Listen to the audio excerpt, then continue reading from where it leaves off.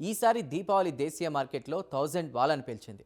గతంలో కనీ విని ఎరుగని విధంగా దేశీయ మార్కెట్లో దీపావళి అమ్మకాలు దద్దరిల్లా ఏకంగా 6 లక్షల కోట్లను దాటిపోయాయి. మునుపెన్నడూ లేని విధంగా 6.5 లక్షల కోట్లుగా నమోదయ్యాయని అఖిల భారత వర్తకుల సమాఖ్య వెల్లడించింది.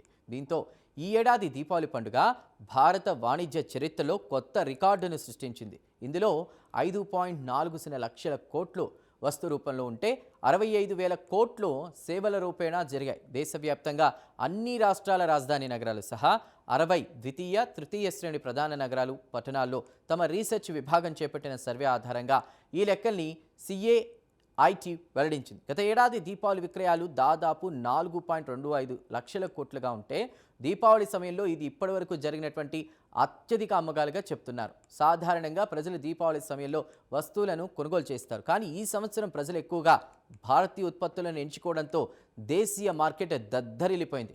దీనికి కారణం జీఎస్టీ రేటు తగ్గింపే. మరోవైపు చైనా వస్తువులకు డిమాండ్ తగ్గడం కూడా మరో కారణం.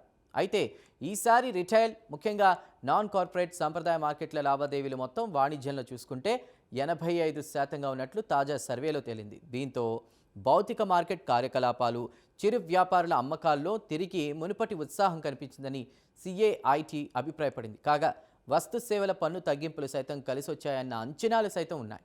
ఆయా వస్తు ఉత్పత్తుల ధరలు తగ్గడంతో వినియోగదారులు కొనుగోళ్లకు ముందుకొచ్చారు. కాగా కిరాణా అమ్మకాలు 12% పెరిగాయి. బంగారం, ఆభరణాలు 10% అమ్ముడయ్యాయి. ఎలక్ట్రానిక్ పరికరాలు 8% అమ్ముడుపోగా గృహోపకరణాలు 7% అమ్ముడయ్యాయి.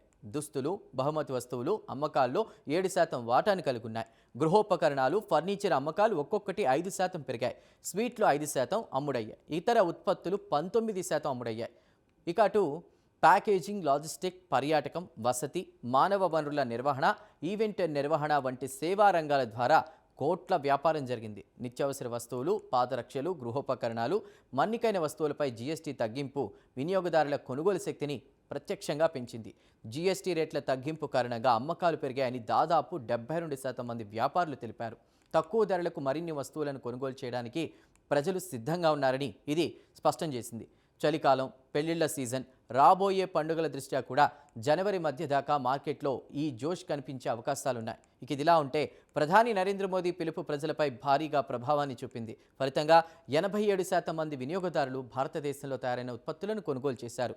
దీని కారణంగా చైనా ఉత్పత్తులకు డిమాండ్ గణనీయంగా తగ్గింది.